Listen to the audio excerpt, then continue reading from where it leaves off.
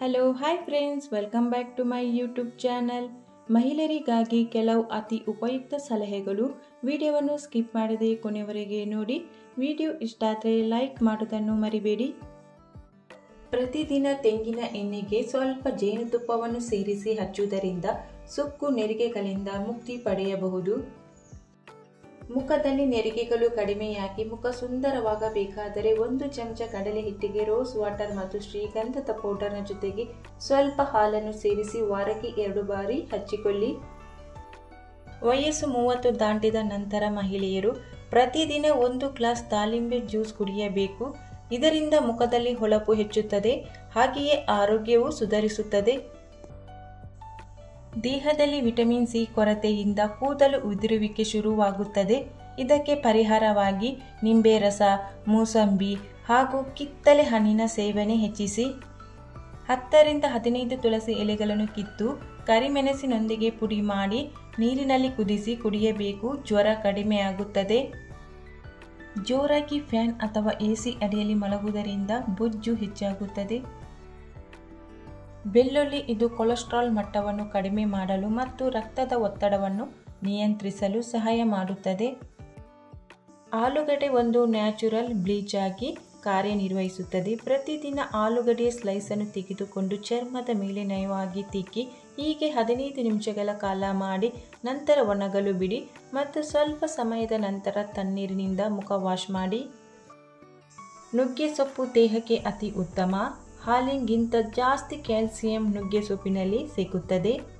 ನಿಮ್ಮ ಕೈಗಳು ಹಳದಿಯಾಗಿದ್ದರೆ ಅಥವಾ ಬಣ್ಣಗಟ್ಟಿದ್ದರೆ ನಿಮ್ಮ ದೇಹದಲ್ಲಿ ಕಬ್ಬಿಣ ಅಂಶದ ಕೊರತೆ ಇದೆ ಎಂದರ್ಥ. ಪ್ರತಿದಿನ ಪಪ್ಪಾಯ ಹಣ್ಣಿನ ರಸವನ್ನು ಮುಖದ ಮೇಲೆ ಹಚ್ಚುವುದರಿಂದ ಮುಖದ ಹೊಳಪು ಹೆಚ್ಚಾಗುತ್ತದೆ. ಪಪ್ಪಾಯ ಮತ್ತು ಜೇನುತುಪ್ಪವನ್ನು ಸೇರಿಸಿ 5 ನಿಮಿಷಗಳ ಕಾಲ ಮಸಾಜ್ ಮಾಡಿ. ಪಪ್ಪಾಯ ಮತ್ತು ಜೇನುತುಪ್ಪ ಪ್ಯಾಕ್ ಮುಖದ ಮೇಲಿನ ಡೆಡ್ ಸ್ಕಿನ್ ಸೆಲ್ಸ್ಗಳನ್ನು ರಿಮೂವ್ ಮಾಡಿ ಚರ್ಮಕ್ಕೆ ಉತ್ತಮ ಶೈನಿಂಗ್ ಕೊಡುತ್ತದೆ. ಮಹಿಳೆಯರಿಗೆ ತೂಕವನ್ನು ಹೆಚ್ಚಿಸಬೇಕಾದರೆ ಬಾಳೆಹಣ್ಣನ್ನು ಹಾಲಿನ ಜೊತೆಗೆ ತಿನ್ನಿ. ಮಹಿಳೆಯರು ಮಲಗುವ ಮೊದಲು ಬಿಸಿ ಹಾಲಿಗೆ ಸ್ವಲ್ಪ ಅರಿಶಿಣವನ್ನು ಹಾಕಿ ಕುಡಿಯಿರಿ. ಇದರಿಂದ ಇಮ್ಯುನಿಟಿ ಹೆಚ್ಚಾಗುತ್ತದೆ, ಅಂದರೆ ನಿಮ್ಮ ದೇಹದಲ್ಲಿ ರೋಗ ನಿರೋಧಕ ಶಕ್ತಿ ಹೆಚ್ಚುತ್ತದೆ. ಬಾದಾಮಿಯನ್ನು ನಿಯಮಿತವಾಗಿ ತಿನ್ನುವುದರಿಂದ ನಿಮ್ಮ ನೆನಪಿನ ಶಕ್ತಿ ತೀಕ್ಷ್ಣವಾಗುವುದಷ್ಟೇ ಅಲ್ಲದೆ ಹೃದಯ ಸಂಬಂಧಿ ಕಾಯಿಲೆಗಳಿಂದಲೂ ದೂರವಿಡುತ್ತದೆ. ಪ್ರತಿದಿನ ಖಾಲಿ ಹೊಟ್ಟೆಯಲ್ಲಿ 1 ಚಮಚ ತುಪ್ಪವನ್ನು ತಿನ್ನುವುದರಿಂದ ದೇಹಕ್ಕೆ ಶಕ್ತಿ ಮತ್ತು ಚರ್ಮಕ್ಕೆ ಶೈನಿಂಗ್ ಬರುತ್ತದೆ. ಸಾಸಿವೆ ಎಣ್ಣೆಯಿಂದ ದೇಹಕ್ಕೆ ಮಸಾಜ್ ಮಾಡಿ ಸ್ನಾನ ಮಾಡುವುದರಿಂದ ಶರೀರದ ನೋವು ಕಡಿಮೆಯಾಗಿ ದೇಹಕ್ಕೆ ಶಕ್ತಿ ಬರುತ್ತದೆ. ಆರೋಗ್ಯ ತಜ್ಞರ ಪ್ರಕಾರ ಕಾಫಿ ಅಥವಾ ಚಹಾ ನಿಯಂತ್ರಿತ ಪ್ರಮಾಣದಲ್ಲಿ ಸೇವನೆ ಮಾಡಿದರೆ ಒಳ್ಳೆಯದು. ಅತಿಯಾಗಿ ಕುದಿಸಿ ಚಹಾವನ್ನು ಪದೇ ಪದೇ ಕುಡಿದರೆ ಆರೋಗ್ಯದಲ್ಲಿ ಸಮಸ್ಯೆಗಳು ಕಾಣಿಸಿಕೊಳ್ಳುವುದು ಪಕ್ಕ. ಯಾಕೆಂದರೆ ಮಿತಿ ಮೀರಿದ ಕೆಫಿನ್ ಅಂಶ ದೇಹ ಸೇರಿದರೆ ಅದರಿಂದ ಮೆದುಳಿನ ಮೇಲೆ ಬೀಳುವ ಒತ್ತಡ ಹೆಚ್ಚಾಗಿ ಮಾನಸಿಕ ಖಿನ್ನತೆ ಜೊತೆಗೆ ನಿದ್ರೆ ಕೂಡ ಬಾರದೆ ಹೋಗಬಹುದು. ಇದು ಒಂದು ಅಭ್ಯಾಸವಾದರೆ ಮುಂದಿನ ದಿನಗಳಲ್ಲಿ ಆರೋಗ್ಯಕ್ಕೆ ಅತಿ ಹೆಚ್ಚು ತೊಂದರೆ ಉಂಟಾಗುತ್ತದೆ. ಮಾವಿನ ಹಣ್ಣನ್ನು ಫ್ರಿಜ್ಜಿನಲ್ಲಿ ಇಡುವ ತಪ್ಪು ಮಾಡಬೇಡಿ, ಏಕೆಂದರೆ ಶೀತ ತಾಪಮಾನವು ಮಾವಿನ ಹಣ್ಣಿನ ರುಚಿ ಮತ್ತು ವಿನ್ಯಾಸದ ಮೇಲೆ ಪರಿಣಾಮ ಬೀರುತ್ತದೆ. ಅಲ್ಲದೆ ಫ್ರಿಜ್ಜಿನಲ್ಲಿ ಇಡುವುದರಿಂದ ಮಾವಿನ ಹಣ್ಣಿನ ಮೇಲೆ ಕಪ್ಪು ಕಲೆಗಳು ಮೂಡುವ ಸಾಧ್ಯತೆ ಇರುತ್ತದೆ. ಹಾಗಾಗಿ ಈ ಹಣ್ಣನ್ನು ಫ್ರಿಜ್ಜಿನಲ್ಲಿ ಇಡಬೇಡಿ. ಬಾದಾಮಿ ಎಣ್ಣೆಯನ್ನು ಬಳಸಿ ನಿಮ್ಮ ಮುಖಕ್ಕೆ ದಿನ ರಾತ್ರಿ ಮಸಾಜ್ ಮಾಡುವುದರಿಂದ ನಿಮ್ಮ ಮುಖ ವಯಸ್ಸಾಗದಂತೆ ಕಾಣುತ್ತದೆ. ದಿನ ಬೆಳಗ್ಗೆ ಶುಂಠಿ ಕುದಿಸಿದ ನೀರನ್ನು ಕುಡಿಯಬೇಕು. ಇದರಿಂದ ರಕ್ತ ಶುದ್ಧಿಯಾಗಿ ಮೊಡವೆ ಹಾಗೂ ಸುಕ್ಕುಗಳು ಬರದಂತೆ ತಡೆಯುತ್ತದೆ. ಪ್ರತಿದಿನ ತುಳಸಿಯ ಎಲೆಗಳನ್ನು ಜಗಿಯುವುದು ಬಾಯಿಯ ಆರೋಗ್ಯವನ್ನು ಕಾಪಾಡುತ್ತದೆ. ಕಾಂತಿಯುತವಾದ ತ್ವಚೆ ನಿಮ್ಮದಾಗಲು ಬಾದಾಮಿ ಎಣ್ಣೆ ಜೊತೆಗೆ ಬೀಟ್ರೂಟ್ ರಸವನ್ನು ಸೇರಿಸಿ ಮಸಾಜ್ ಮಾಡಿಕೊಳ್ಳಿ. ಉತ್ತಮವಾದ ನಿದ್ರೆಯು ಕೂಡ ನಿಮ್ಮ ಸೌಂದರ್ಯವನ್ನು ಕಾಪಾಡಿಕೊಳ್ಳುವಲ್ಲಿ ತುಂಬ ಸಹಾಯ ಮಾಡುತ್ತದೆ. ನಿದ್ರೆ ಕಡಿಮೆ ಆದರೆ ತ್ವಚೆಯು ನಿರ್ಜೀವವಾಗಿ ಡಾರ್ಕ್ ಸರ್ಕಲ್ನ ಸಮಸ್ಯೆಯಿಂದ ನಮ್ಮ ಸೌಂದರ್ಯವು ಕುಗ್ಗುವಂತೆ ಮಾಡುತ್ತದೆ. ಹೀಗಾಗಿ ದಿನಕ್ಕೆ 7 ರಿಂದ 8 ಗಂಟೆಗಳ ನಿದ್ರೆ ತುಂಬ ಅವಶ್ಯಕ. ನಿಮ್ಮ ಮುಖ ಸದಾ ಗ್ಲೋಯಿಂಗ್ ಆಗಿ ಯಾವುದೇ ರೀತಿಯ ಆರೋಗ್ಯದ ಚರ್ಮದ ಸಮಸ್ಯೆ ಇಲ್ಲದೇ ಇರಬೇಕಾದರೆ ಪ್ರತಿದಿನ ರಾತ್ರಿ ಮಲಗುವಾಗ ನಿಮ್ಮ ನಾಭಿಯಲ್ಲಿ ಸ್ವಲ್ಪ ಲವಂಗದ ಎಣ್ಣೆಯನ್ನು ಹಾಕಿಕೊಂಡು ಮಲಗಿ. ಇದರಿಂದ ರಕ್ತ ಸಂಚಾರ ತೀವ್ರವಾಗುತ್ತದೆ. ಮತ್ತು ಮುಖದಲ್ಲಿ ಗ್ಲೋ ಹೆಚ್ಚಾಗುತ್ತದೆ. 50ರ ವಯಸ್ಸಿನಲ್ಲೂ 20ರ ತರಹ ಕಾಣಿಸಬೇಕಾದರೆ, ಸುಕ್ಕು ರಿಂಕಲ್ಸ್ ಬರದೇ ಇರುವ ಹಾಗೆ ಮಾಡಬೇಕಾದರೆ ವಿಟಮಿನ್ ಸಿಯ ಸೇವನೆ ಹೆಚ್ಚಾಗಿ ಮಾಡಿ.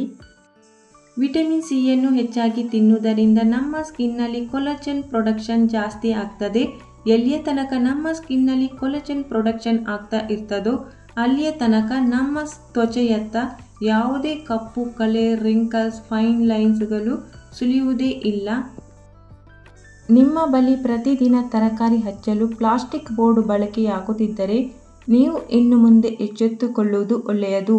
ಏಕೆಂದರೆ ತರಕಾರಿ ಜೊತೆಗೆ ಸಣ್ಣ ಸಣ್ಣ ಪ್ಲಾಸ್ಟಿಕ್ ಚೂರುಗಳು ಸಹ ನಿಮ್ಮ ದೇಹ ಸೇರುತ್ತವೆ ಎನ್ನುವುದರಲ್ಲಿ ಯಾವುದೇ ಅನುಮಾನವಿಲ್ಲ.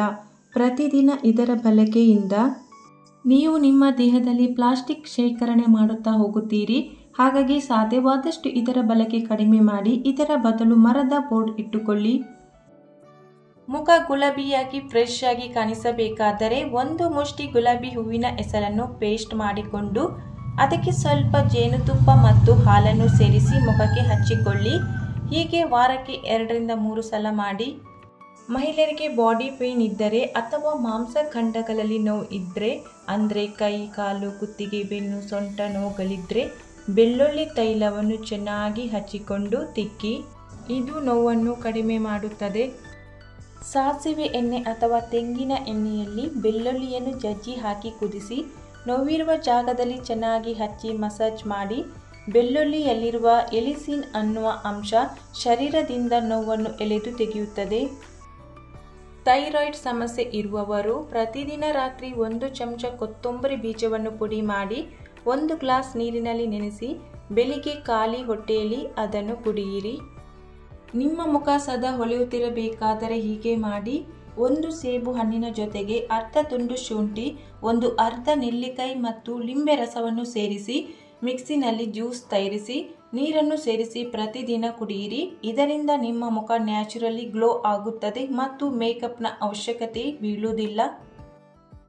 ನಿಮ್ಮ ಆಹಾರದತ್ತ ಗಮನ ಕೊಡಿ. ಮೈದಾ, ಸಕ್ಕರೆ ಅಥವಾ ಎಣ್ಣೆಯುಕ್ತ ಪದಾರ್ಥಗಳಿಂದ ಆದಷ್ಟು ದೂರವಿರಿ.